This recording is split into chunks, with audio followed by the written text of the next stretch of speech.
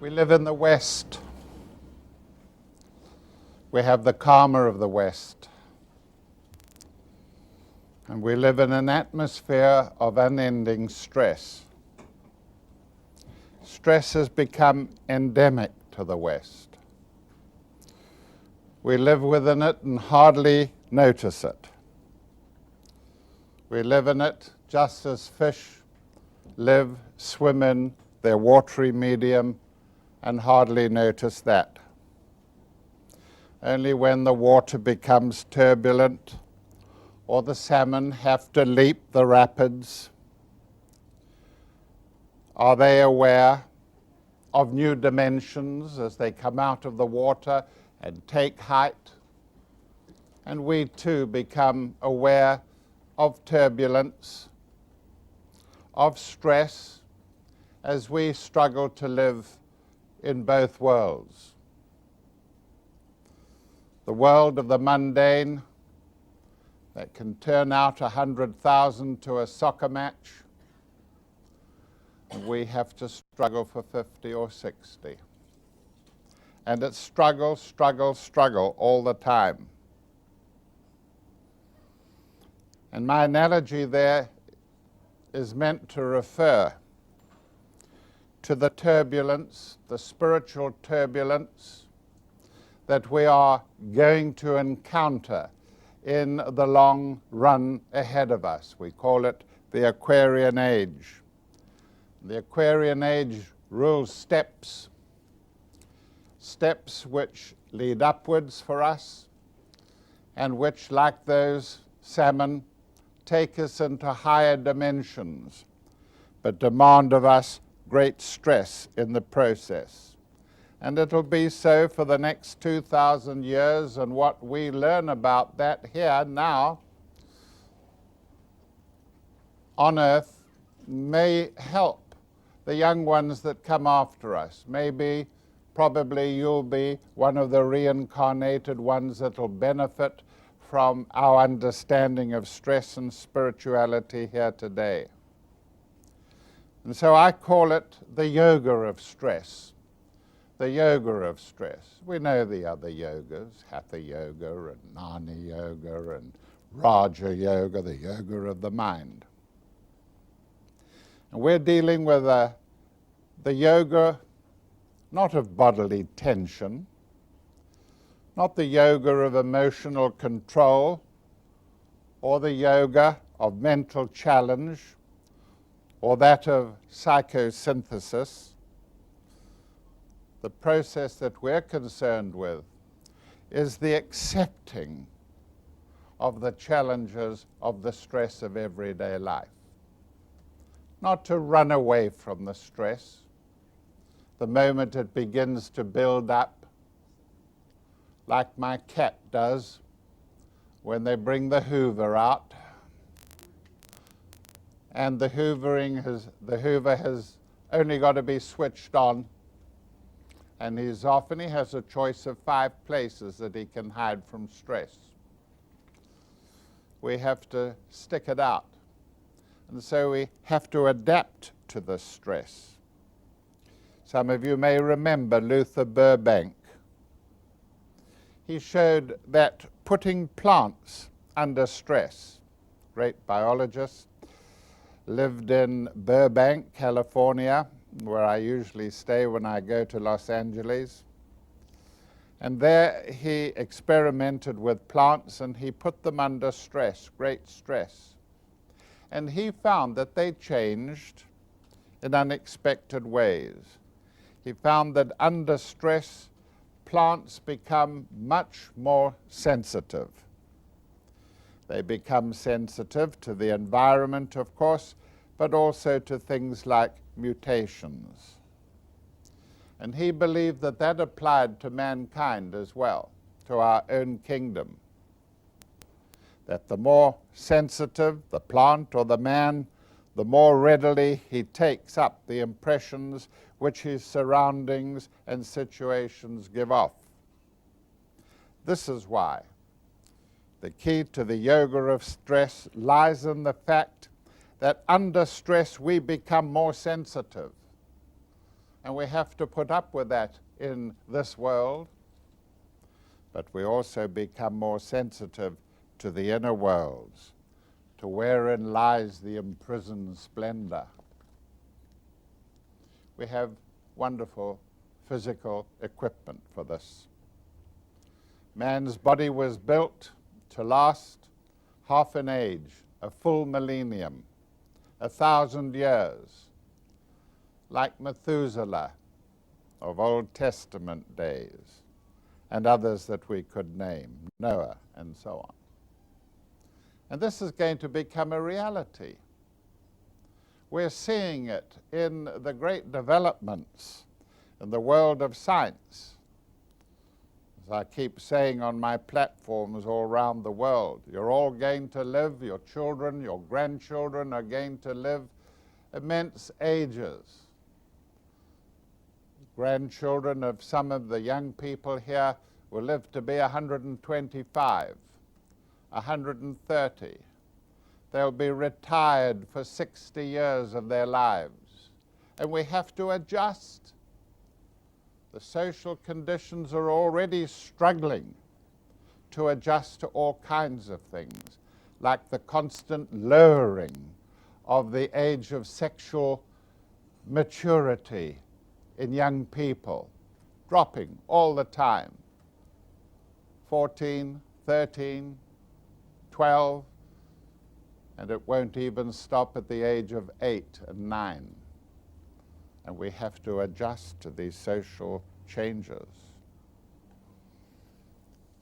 Providing we have a good set of genes and chromosomes, we can easily live to 150 years, and later in the age, even much longer. We have a brain of vast capacity, capable of accepting new processes, such as abstract thinking, thinking in categories, the manifestation of compassion and buddhi and intuition, just as if they were everyday factors like active intelligence.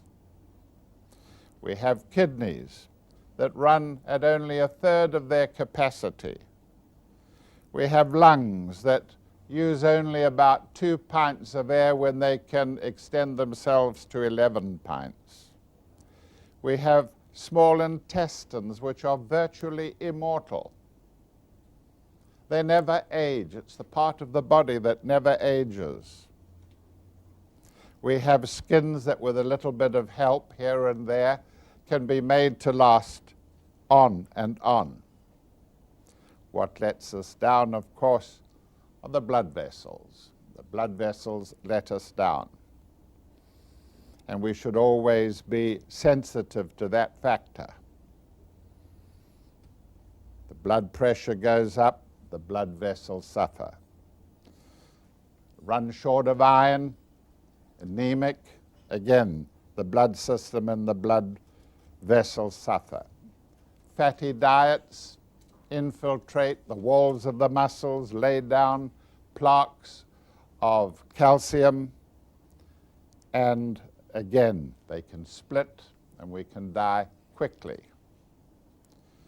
Clotting of the blood, of course. We have all these factors to look at now. Otherwise, we could easily live to 150. And incidentally, if you're 65 or older, don't worry about your blood vessels. You can eat as much butter as you like. It's not going to change them after that. But until then, certainly you should be disciplined. Here we see the brain, the surface of the brain, the gray matter of the brain, folded to give maximum surface area. But only part of the brain is occupied, only partly occupied with bodily functions. We have here the motor area where we motivate different muscles in the body and move. We have the great sensory areas of touch and taste and so on. We have hearing occupied, all the cells busy to do with our hearing. with our sensation of smell, being able to smell, olfaction, and at the back here, vision. But there is an enormous area in man's brain which is uncommitted, and I consider it a great contradiction to the Darwinian concept that we evolved out of primordial slime, fortuitous coming together of amino acids and the production of a protein, then a cell, then movement in the sea, then on land, right through up through mammals and so on, up to our present state. Esoteric science doesn't accept that. Otherwise, how can you possibly explain under these concepts of the origin of species of Darwin, how these silent areas, these uncommitted areas of the brain, not subjected to any environmental processing, such as sensation or movement, how did they evolve? How did they manage to stay there? Very interesting matters presented by that. And then when you come to look at the brain of the chimpanzee, which is so much tinier than that of man weight for weight, you find that the committed area of the chimpanzee and the uncommitted area has a very even ratio, whereas here we find that there are enormous parts of the human brain which relatively are uncommitted compared to the chimpanzee. And we say that is meaningful. We say that man perhaps is stuck at the moment in pedomorphosis, that we are stuck with intellectuality and occupation with our mind, and that we are halted in our evolution, that we are waiting to press forward as soon as we can get enough people to turn away, to swerve away from material considerations, and can get them to turn inwards and look at things subjective, so that the glory of man's holistic nature can be brought into manifestation. And of course these things require great care. Of course they require spiritual disciplines to encompass. Those spiritual disciplines are part and parcel of the esoteric sciences. So this is man. The glory of man is in, of course, his potential, in his potential. When Faraday started to demonstrate electromagnetism to the scientists, the Royal Colleges of Scientists and so on, some of the old dodderers came up to him and said, yes, well, that's all very well, but of what use is electromagnetism? And he said, of what use is a newborn baby? No use at all at that stage, but with careful nutrition and so on, what potential it contains. Humanity is very resilient, capable of adaptation to almost any circumstances. If there were astrologers peeping at us from planets elsewhere in our solar system, asking themselves what are the characteristics of Earth planet, one of the characteristics that they would have to put down, of course, would be our incredible courage and our incredible adaptability to our environment. And he is adaptable not because of his physical body that can be torn to pieces at a moment. He is adaptable because of his inner bodies that can act as buffers to stress, that can act as cushioning, have cushioning effects. And so we say that we must, in considering man and his stress, always consider the rest of his equipment, the other 6/7 of his equipment. because it is from that equipment, not from metabolic energy. It is from that equipment that we can draw the energies required to unfold us, to make possible the occupation of the uncommitted areas of the brain, and to deal with everyday stress. We're talking about the prana of the etheric body. We're talking about the libidinous energies of the astral body. We're talking about the mental glories of the mind. We're talking about the unsuspected auric emissions of the human aura. We're talking about the energies that stem in great quantities into spiritual people from the soul, the immortal, the eternal part of us. And we are talking about energies that come directly from the sun. Now that's a mouthful, but it's a reality. And remember that it has been taught since ancient times, in Greece, in Rome, in Egypt, before that, in China, in Tibet.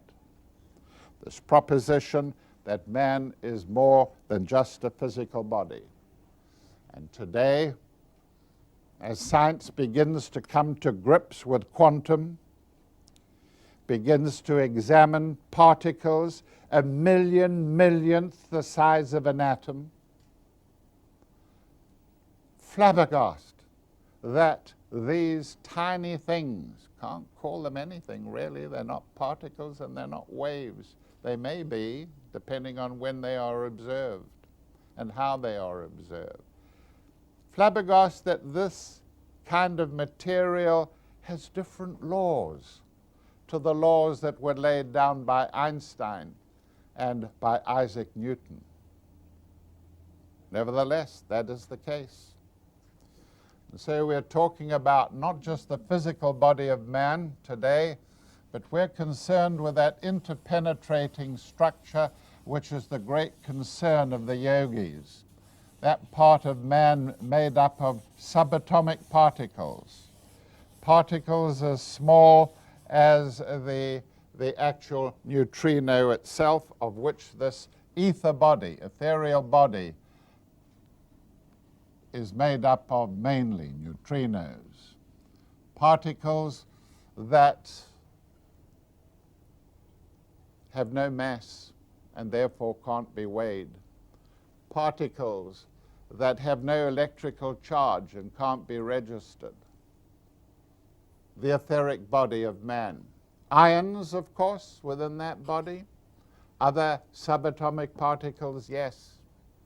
And it had to be the yogis who not only brought attention to this interpenetrating etheric body, it was the yogis who showed that it had organization about it, that it has physiological laws, if you like, governing the way in which it functions, that it is organized, that there are channels and streams of it in it, which we call in yoga nadis, and that these nadis stem from concentrations of something in what are called chakras or force centers.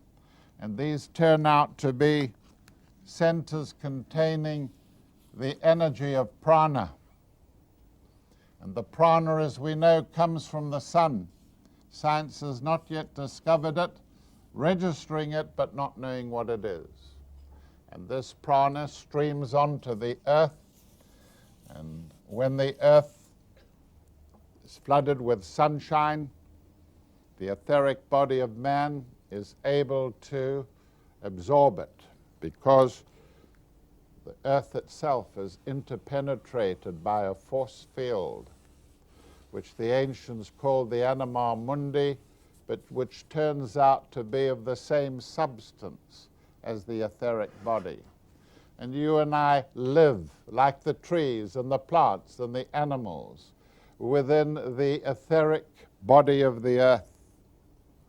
And that etheric body of the earth takes up sunshine and stores it in reservoirs, and we draw on those reservoirs, and we call it prana. the energy of prana.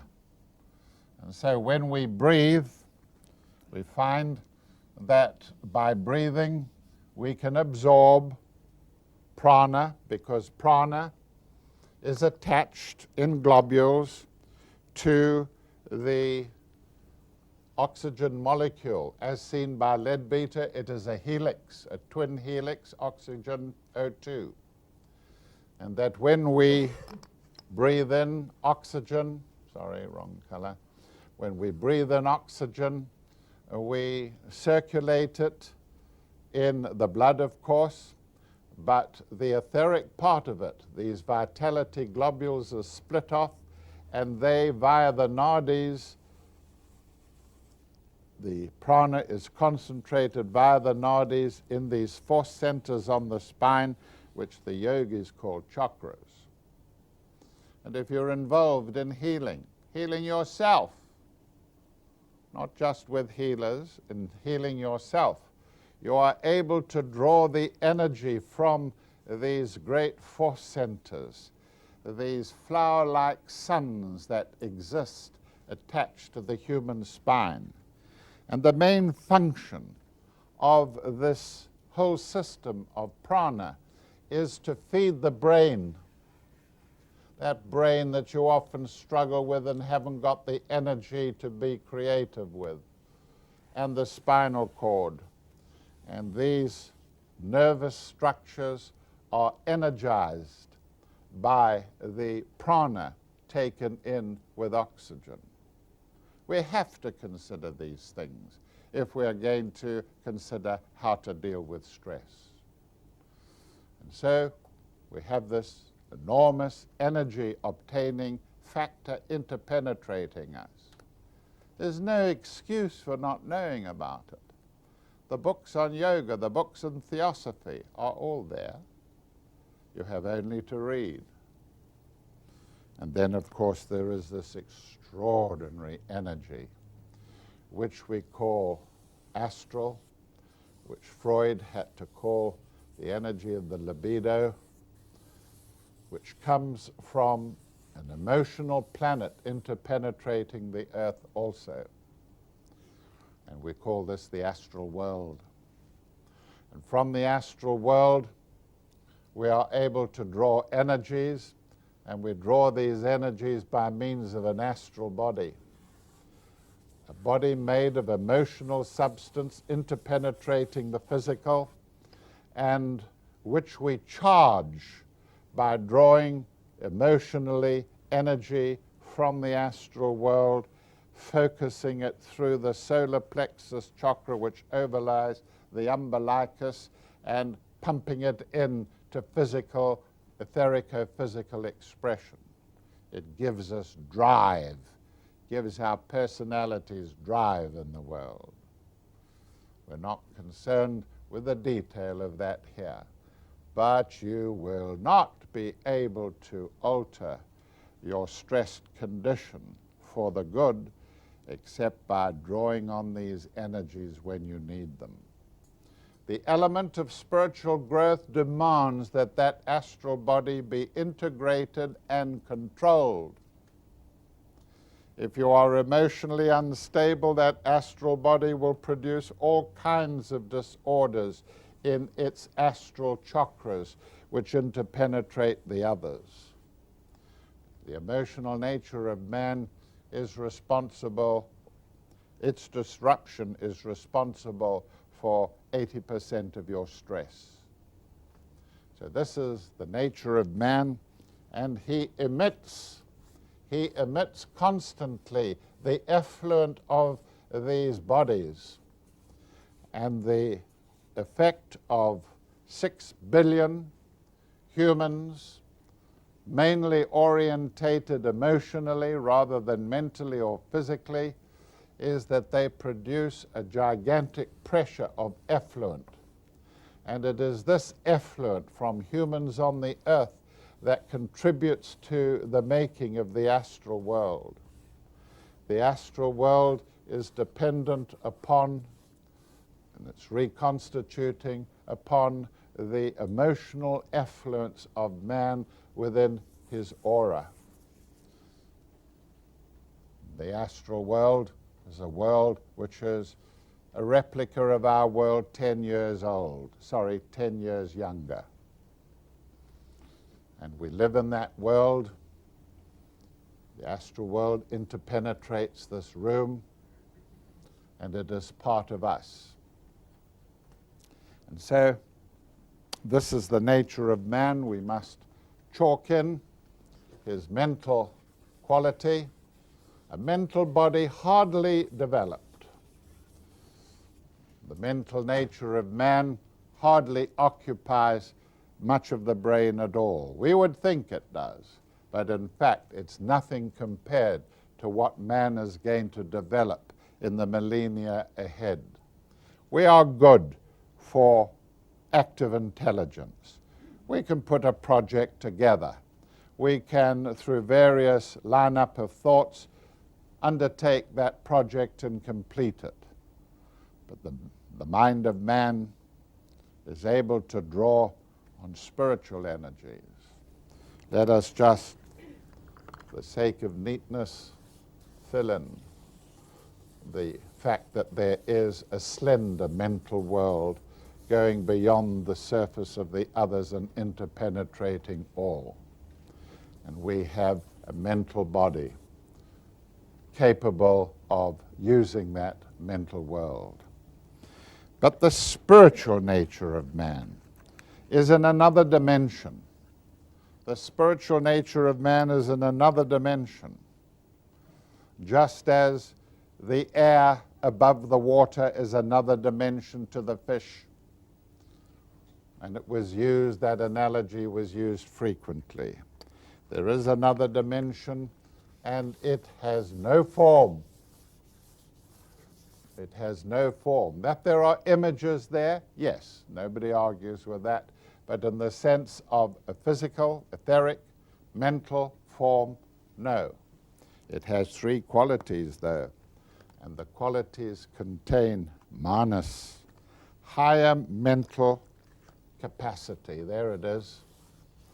And the more that we develop spiritually and have to go through the stress of it, the more we are able to draw on this higher manas, the capacity to think not just singly, but the capacity to think in categories along many lines of thought at once and even tangentially. We call that higher manas, and we are able to draw on it according to our spiritual capacity. According to the yogis, spiritual capacity depends on the ability to open these chakras, and we all have these lower three functioning. This one took the whole civilization of Atlantis to open. The whole period in Atlantis was, from the esoteric point of view, dedicated to the opening of the solar plexus chakra and the ability to control that emotional energy. And it's going to be important because we're going to consider the stress factor of cancer. And cancer was an Atlantean disorder, and it was karmically linked. The purpose of man is to direct his energies progressively from center to center upwards, and there are three great nadis called Ida, Sushumna, and Pingala, which enable us to carry the energies of these centers upwards so that they can be concentrated in the head region, producing that nimbus around the head of man, which is so characteristic of the Holy Family and of the saints. And that nimbus is constantly fed from spiritual energies. And if we have access to those spiritual energies, we have access by means of a channel called the antakarana. And we have to build that channel. And it's hard going, and it produces stress in our personalities, never mind our spiritual nature. And then there is buddhi. There's the energy of buddhi, which is the energy of love and compassion. And it is the very essence of the healing act, the ability to bring down buddhi through the antakarana and by means of a chakra in the head, or mainly through the heart, to be able to give that buddhi to the patient, to give that spiritual energy to the patient. So different from the manas of abstract thinking, the buddhi of compassion and love, love wisely applied, wisdom lovingly applied. And then finally, of course, we must not forget the third of the great energies, Atma, divine will, the ability to fix the will on a point and pour energy into that point. Atma, divine will. And they constitute the realm of man's soul. There it is, the higher self, symbolized by an upright triangle, whereas the lower self is symbolized by an inverted triangle, and that here is where the capstone needs to be built, and the capstone's material comes from the heaven worlds. And the link here with the higher centers is what I call the antakarana.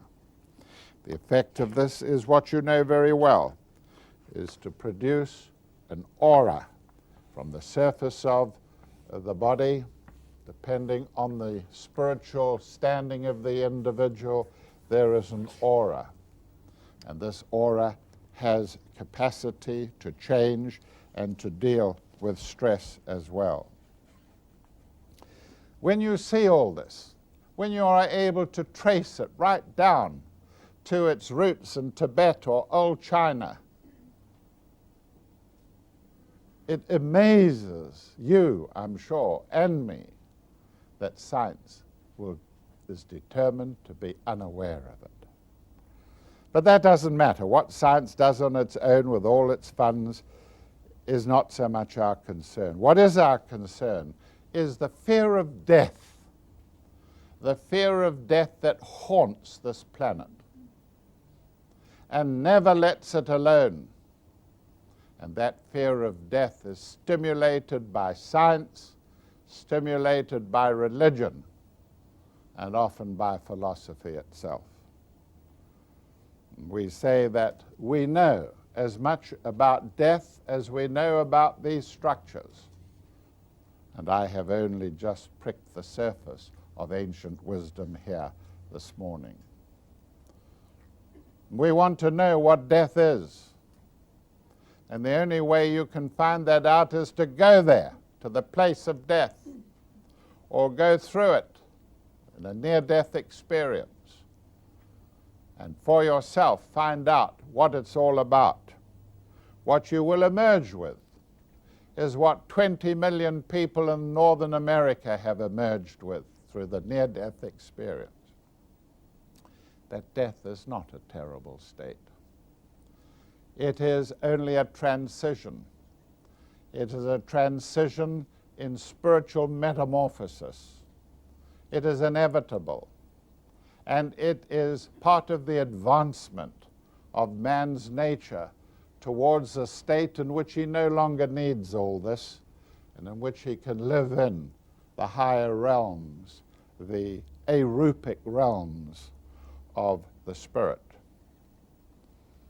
And then this concept of death, of course, takes into account karma. And the great glory of the law of karma is that it puts so much responsibility into the hands of the divine ones. If you suffer on this earth, it is not for you. It's not for you to decide what revenge should be taken on the person that hurt you. It's for the divine law, justice, truth, beauty, and goodness to decide that. And if revenge was not a motivating factor, you could cut crime on the planet by half, merely through understanding the law of karma, which says Revenge is mine. I will revenge, saith the Lord. But we're concerned with death, and death in strange ways. We're concerned with it because doctors are asking today, is this person dead? Didn't care in the past too much. But today they are, because they may have to take an organ out of that body. And it would be fashionable and desirable for that body to be completely dead before its organs were taken out of it. They don't even know what death is. They don't know anything about this. They don't want to know anything about it. And they're not even certain as to what constitutes death, because so many people proclaimed dead by medical doctors come back to life in the morgue after having been certificated dead. They come back to life. We say the reason is that science, medical science, doesn't understand these structures. They say that if the heart, well, you know what the criteria for death is. No heartbeat, no brain waves, no sign of movement, eyes dilated. But we say that's not enough, because this holistic being has structures which provide it with life and consciousness. And we say that there are two cords going right through all the bodies which are anchored in the physical. And these two cords are firstly the life thread which is anchored to the sinus node of the heart, your heart. And indeed you can see it there pulsating when the heart is only a tube in the tiny embryo. And science doesn't know how it functions, how it operates, where the impulse of the beating heart in the embryo comes from. Still doesn't know. We say that there is a cord, a life cord, anchored to the most important part of the heart. And then we say that there is a consciousness thread anchored to the midbrain around the region of the pineal gland, this little gland that you see here on the midbrain, connecting the hindbrain with the forebrain, and that around this area there is a consciousness thread, which, and both of these have to be broken completely before there is true death, before there is true death. And you may have a person on a heart-lung machine which is maintaining the life thread, and the consciousness thread is not patent. You stop the machine, and life diminishes. It may return of its own accord. This is the strange thing about these bodies, is that they can enter once more into manifestation unaccountably. And this is behind all this matter of people being resurrected from the dead. Let me just quote, January the 6th, 1996. Farmer's wife, Daphne Brooks, was recovering on Friday in a British hospital after being left for dead in a body bag and taken to a mortuary. Undertakers took Banks, 61, to hospital in Huntingdon in eastern England in the early hours of New Year's Day after she was declared dead at her home by a doctor. Hospital spokesman Margaret Markey said mortuary workers were about to load the body into a refrigerator when they noticed signs of life and called a doctor. Banks was found to be breathing and after intensive care is now recovering. Ladies and gentlemen, you can find hundreds and hundreds of examples of people coming out of a certified death state and coming back into consciousness and operating almost normally after that. But that brings us, I'm trying to dispel here today, and I would like you to go out into the world to dispel the fear of death, the fear of death. There is the heart transplant phenomenon. Way back in the 60s, a doctor in my old medical school, Christian Barnhart, apparently produced a heart transplant. And we're concerned about this because we think that the heart is completely transplanted. It is not, ladies and gentlemen. The heart is never completely transplanted. It is an impossibility at this stage of man's medical capacity. What is transplanted is part of the heart. And the part of the heart that is transplanted may be any part of this region, which is mainly muscular and constitutes the ventricles of the heart. But the right atrium and the left atrium, where the main innervation of the heart is concentrated, remains. What they do is to cut this away and apply it and sew it to the upper part of the heart. More recently, the death rate being much less, they have transplanted the heart and the lungs together because it gives a better, higher survival rate. Note here that we have in the part of the heart that remains, we have the sinus node. And that is where the beating of the heart begins in the embryo and is maintained throughout life. It is the anchorage of the life thread. Annie Besant said that this sinus node has a link with the center of the sun. All living things with beating hearts have a link, and it must be by neutrinos, a link with the sun itself. The sinus node is the anchorage of the life force, and from there impulses spread around the atrium, gather themselves here in the atrioventricular node, and then are passed down into this great mass of ventricular muscle, which produces the blood pressure and squirts it out to go right around the body. From the time that transplants were made, people asked me, naturally, people asked me, but what about the donor? What about the donor?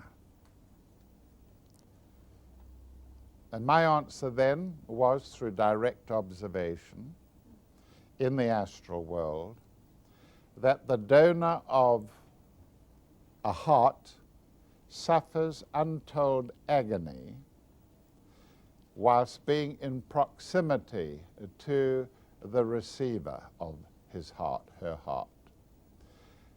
His astral body is caught there because of the astral material that underlies his astral material, underlying and interpenetrating the new heart. Remains there for some time. I have noted it as long as 3 years, but all the time the astral body of the donor is slowly turning into a wraith, probably indicating that the astral body eventually is able to break free of that individual. I said that 25 years ago, as many of you will remember. Now let's look at the implications of what that is. The implications are that the receiver, the recipient, may pick up something of the emotional nature of the donor, who is anchored there, whether he likes it or not, is anchored there for a period of time. I'm going to ask for your indulgence. I'm going to read, it'll take 4 minutes. I'm going to read this extract from the Daily Mail, June the 4th, 1996. Maureen Mitchell sounds a little out of breath, but it's got nothing to do with a heart transplant she had almost 2 years ago. She says, "We've just had a birthday party for my daughter Raquel. Young children make a lot of mess, and she was panting. It was after giving birth to Raquel that Maureen's heart ballooned to 3 times its normal size, slashing the blood supply to her vital organs. Fortunately, a donor was found, and now she's fit again, running around after small children and working part-time at an Aberdeen oil company. She's also developed some new tastes. I used to love coffee," she says. "Now I can't stand the stuff. The same thing has happened with butter. I used to love it on toast. Now it makes me nauseous. My favorite food is tomatoes, which I never really liked before. Maureen puts her new appetites down to the drugs she's taken to guard her heart rejection." But American surgeon Bruno Cortes has a radically different explanation. Like more than 60% of the transplant patients, Maureen's new heart has memories of the donor. The tissues of her new heart already had some psychological images imprinted. That's why she has experienced the sudden change in what she likes. Tissues have memories. I want you to remember that. Tissues have memories. A scientific explanation for tissue memory exists. Surgeon Jeffrey Siegel at the University of California says the body's organs get used to certain kinds of nutrients. If a large organ like the heart has been fed a diet high in fried chicken or curried prawns, some of that appetite will be transferred. I would expect the cravings to diminish, especially if the patient stays away from those foods. According to Dr. Max Bolleton, if a patient rejects their new organ psychologically, that will increase the chances of physiological rejection. That's why people who don't want to know about the donor tend to need more anti-rejection drugs. Eminent Harvard psychiatrist John Mack agrees. A transplant patient should not deny that his new organs were once part of somebody else's life, he says. Heart transplant patients recover faster and need fewer anti-rejection drugs if their post-operative therapy includes information about the donor given in a psychoanalytical setting. Maureen Mitchell has mixed feelings about Mack's suggestion. We were told we could know the identity of the donor. I declined. I felt I would have been intruding into another family's grief. Multiple transplant patient Stephen Hyatt from Haverhill in Suffolk says he has also been on high doses of medication which have changed his appetite and sleeping patterns. He knows the identity of the donor who gave him a new liver, kidney, stomach, duodenum, small bowel, and pancreas. He was somebody who looked a lot like me and seems to have had similar likes and dislikes. I wish I didn't know his identity. Knowing what my donor looked like has made me feel a lot of guilt, that I'm alive while he's dead. Dr. Cortes says Hyatt's anxieties are a good example of the mistakes made by transplant medicine. I think this young man would do better by knowing more about his donor. He needs to come to terms with his guilt. He needs to combine his heavy medication with some psychiatric counseling. Traditionally, medicine says that only brain cells carry emotional responses, but electrical activity like that in the brain is found in cells throughout the body. Otherwise, the brain couldn't keep the heart beating. You can see how they're floundering.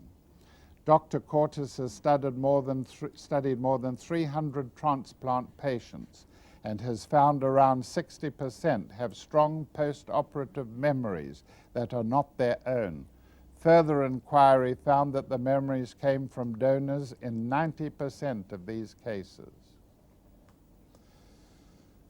Let me go on. The NTS knows, this is the National Transplant Service, knows of one case that fits the tissue memory theory, although it would not disclose the identity of the patient involved. We hold the transplant games every year, and 2 years ago we had a man competing against his own heart. The patient had suffered from cystic fibrosis. His heart was strong, but it needed new lungs. So he had a heart and lung transplant from a deceased donor, and his heart was passed on to another patient. The two men raced each other. The heart and lung patient was beaten by the man with his old heart. Afterwards, both men talked about their experiences. These were two men who had both had the same heart at different times. The man who has the heart now said he had certain cravings after receiving his new organ. The man who used to have that heart confirmed the cravings were all his favorite foods. With so many people reporting some experience with tissue memory, it's clear more research is needed, especially as surgeons explore transplants involving animal parts or mechanical replicas of human organs. But these stories could have adverse repercussions. If people thought the heart was the seat of the soul, it could cause them to resist organ donation, although others might be more encouraged to become organ donors, knowing that they would really be leaving something of themselves behind. And other cases, ladies and gentlemen. It shows you what a state the medical world is in with regard to tissues having memory.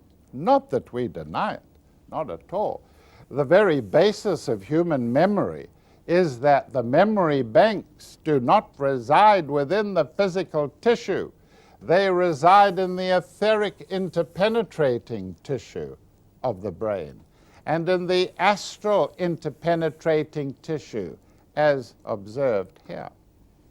We say that, therefore, hovering over the brain of man, there are crests of memory banks made up of etheric, astral, and mental substance. And these are the great crests that are seen over the heads of angels who retain these capacities after having had incarnation in a physical body. And so we begin to understand that the medical world and the physical world and their scientists do not have all the answers. Always remember that they formulated their laws based on an observation of only 1/7 or 1/8 of the universe. They were unaware that there was another 8/10 of the universe that had never been looked at, never been seen. But they formulated their laws based on that. Thank you very much.